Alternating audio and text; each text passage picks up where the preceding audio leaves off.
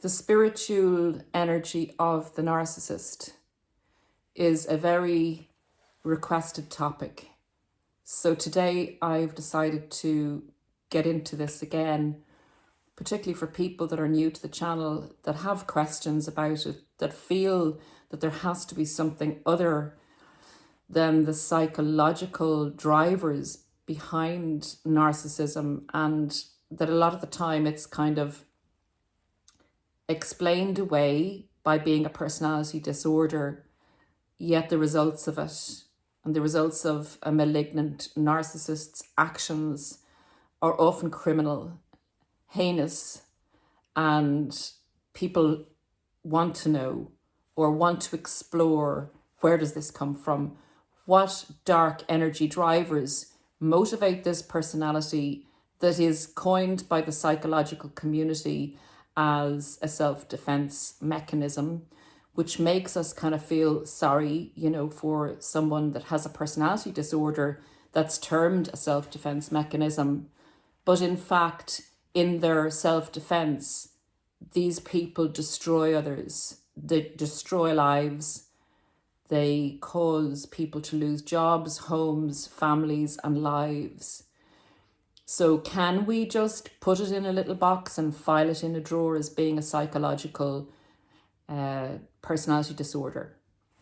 For me, as anyone that's here for any length of time will know, I love to look at the psychological behavior patterns because they repeat themselves in this personality disorder, and it's often very possible to predict what a narcissist will do.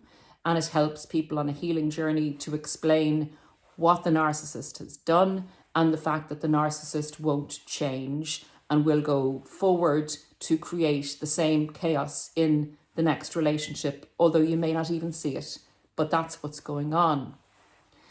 So what drives people to use their narcissism to destroy other people? And particularly when you get that sadistic pleasure that the narcissist takes in another's suffering and pain, where they feel empowered and that's the nearest they come to happiness. That's what I'd like to get into today in relation to the spiritual energy of a narcissist. So I don't know about you guys, but I do know that my ability now to detect the possibility of a narcissistic energy presence has been really well honed. And it doesn't come from a place of paranoia. It comes from a place of being more open to the vibe I would get from people around me, or the little things that they do, even the sentences that they say. And particularly if you're in the presence and you're not just, interacting with somebody on a phone, if you're in the presence of one of these people, this is what I feel when I'm in their presence. I kind of get this icky feeling. The energy level is kind of zizzy. It's not peaceful. It's very unpeaceful. They're usually, if you're out in public, they're usually demanding a lot of attention above other people. They don't want to, say, stay in a queue, and not for a valid reason. They feel that they're more important than anyone else, and you get that sense from them, and you get the sense that they will go against the norm, go against what is acceptable, and demand to have your time and attention. And oftentimes, if you have to, say, serve these people in a service role, you will be left feeling quite depleted, having attended to most of or all of their needs. And then they may go out without actually buying something, or they may go out with a derogatory comment or a passive-aggressive comment to their friend. And it's just a bad feeling. They can upset a person's day, even on a one-to-one interaction with a stranger. So the energy around these people is zizzy. If you're in a relationship with one, I find, and tell me in the comments if you found this, your adrenaline levels are nearly always up. You're nearly always ready. I know they call it the fight or flight. You're not sure of what is actually to come. And when you go through periods or days when nothing's happening, and you begin to relax into your peaceful existence again, a drama will ensue. So from that repetitive pattern of being in a particularly an intimate relationship with a narcissist, you can never quite relax because you never quite know what's coming down the line. So that is a kind of an introduction to how I would find the energy of a narcissistic individual. That's what I would say it actually feels like. The way they introduce themselves or the way they bring you into a relationship is what would be described in biblical terms or in religious terms as demonic or demon-like, in that they entice and seduce. And having said that, the enticement and seduction is not always overboard. It's not always overt. It can be very subtle and very clever to bring you in. And thus they play the victim roles very well without coming up to you and, bemoaning their situation. They can slip little things in that would entice you to help them. They can also bring you into the role with them of kind of promising you that they will be your be all and end all person, and just the two of you is enough, and you don't need anybody else. All that kind of enticing and seduction to get you into a position where they then feel that they're in control enough of you, of your identity, of your soul, of your life, of your very being, that they can start to bait you and taunt you in a very underhand, covert way, so that you're in a continual state of a lack of ability to predict your own peaceful life going forward, a lack of predictability, a lot of drama, a lot of personal attacks on you in very subtle ways, using triangulation, isolation, gaslighting, and out-and-out criticism, comparative criticism with the triangulation, comparing you to other people. So they get to the state in the relationship where they get you at your weakest. And when you actually start to crumble, when you start to lose the ability to self-regulate and become more dependent on the narcissist, the enjoyment they're getting out of that enhanced sense of control is disgusting. You will feel more anxiety within yourself in the relationship. You'll understand something's wrong, but you won't be able to probably put your finger on it unless you get onto these channels. So please consider sharing the video. When the narcissist has you at your most vulnerable, they despise you. I believe they despise you in the beginning because they're jealous of who you are and what you are, and they want to strip you of that. And when you allow yourself to be stripped of that without understanding what's happening to you in a very covert manner, you have been chipped away at until you don't realize you're in pieces on the floor, until you're in pieces on the floor. This is giving the narcissist a sadistic pleasure, if that's the right pronunciation of sadistic. They are enjoying your slow destruction. And when they get to the point that they know that they're going to leave you and discard you, and you maybe even say to them, I know who you are. I know what you've done. You've had the education, it's been revealed to you. They will have the audacity to smirk at you because they've enjoyed this whole process. They've enjoyed taking you down, and it has empowered them. Now, as a psychological disorder, you can understand them wanting to be in control. What I can't put my finger on is the sadistic pleasure they get in another's pain in order to empower them. That goes beyond a self-defense mechanism, in my opinion. And it comes from another place.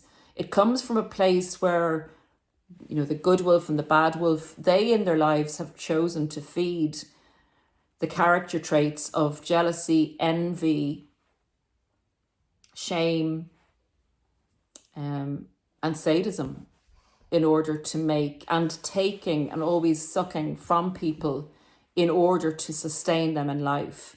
And what you concentrate on grows.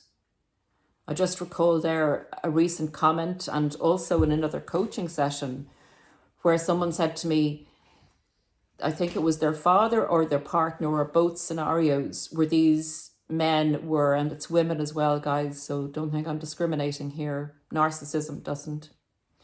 But these were leaders in churches who were very well revered and respected. And to the public, they appeared to be good people, and they were absolute monsters to their families at home.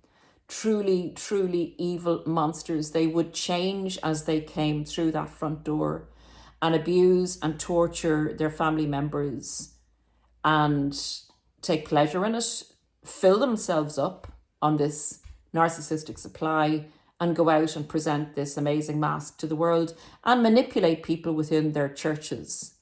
So to me, that is very demonic, to actually pretend to be a church leader, to go into the house of God and to practice in a fake capacity, to actually go in to a place that's the opposite of the truth of your personality.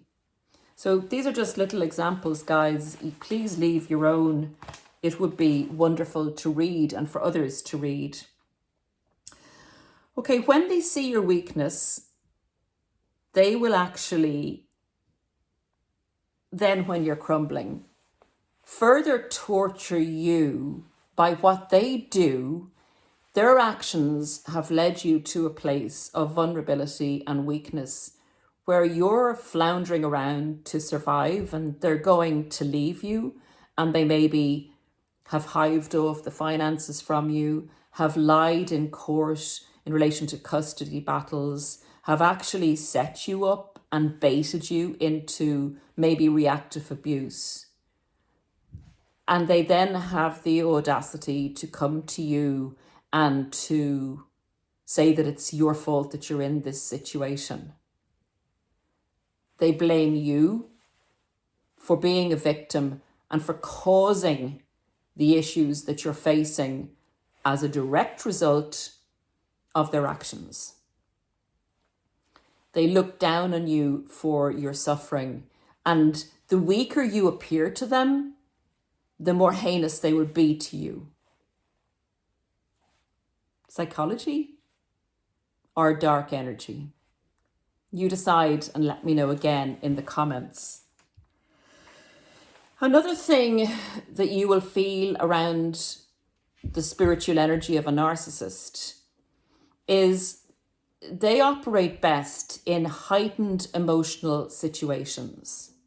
So if, for instance, you're going along in a very peaceful way and you're doing your best to maintain that peaceful scenario with the narcissist, and this is another way that they will groom you, you know what annoys them and they damn well let you know what annoys them. So you avoid different things with the narcissist, and it's usually avoiding getting your own needs met because that annoys narcissists.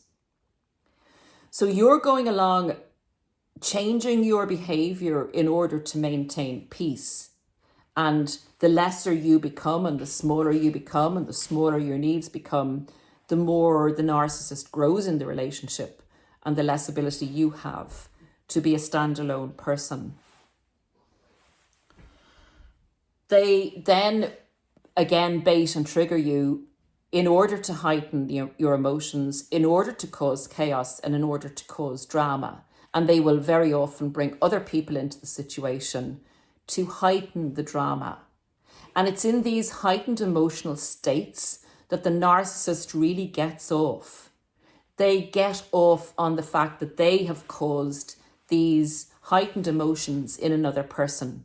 Because the higher the emotions in another person, the more important the narcissist feels about themselves. Again, because the heightened emotions in another person can be anything from screaming in pain or reactive abuse. So they're causing a destructive, unpeaceful situation in their homes and amongst other people, even sometimes amongst whenever they go out the front door. If they're not keeping a mask on for the public, they will go round, and in the whole of their day, whatever store they go into, whatever restaurant they go into, even into a gas station, they will leave behind them annoyance and upset. And they'll be getting off on this as the day goes on. Guys, their modus operandi is to attack and to take. It's not growth, it's the opposite of growth. Chaos is often termed in the Bible causing chaos and living in chaos, and in a destructive sense is the definition of an evil spirit, an evil energy, and it is the energy you find around narcissists.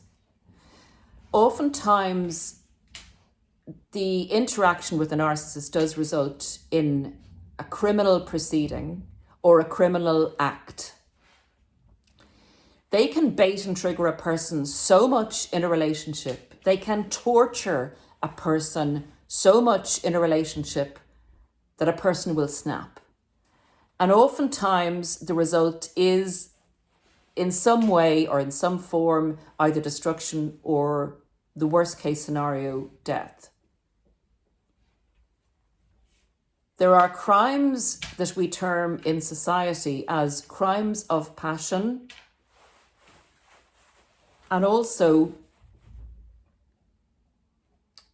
the results of criminal proceedings in cases of murder or manslaughter can come out as temporary insanity, that the person was temporarily lost their mind.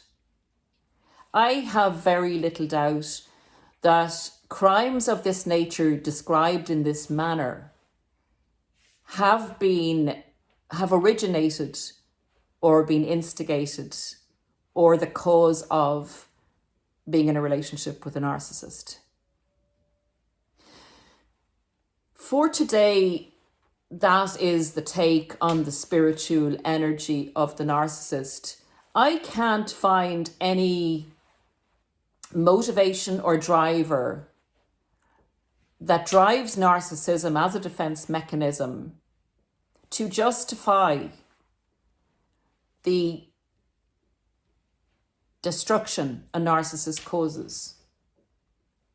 You can say that it's self-defending them so that they feel in control and power, yet they don't attain peace or happiness in this manner.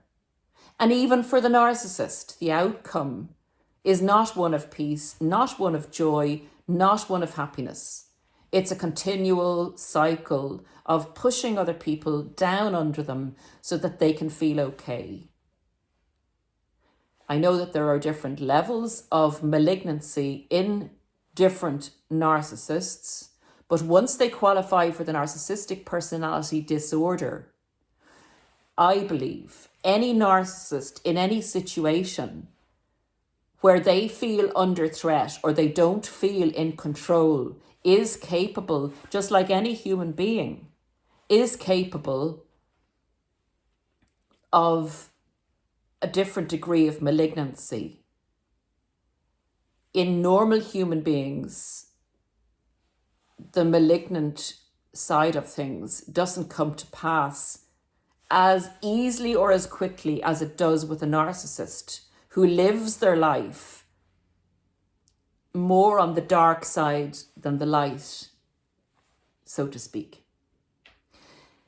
And one last thing I will say about narcissism and the narcissists. Narcissists don't like to look at this element of their narcissism.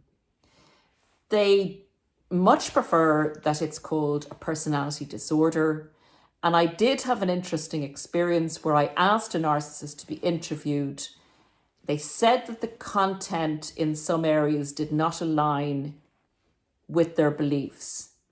So I don't think narcissists I know they don't, like to deal with the spiritual element of their personality disorder. And I'm betting that's a very good reason why. You take care, guys, and I'll be back soon with another podcast. And from me and my little furry friend, Remy, you going to say hello?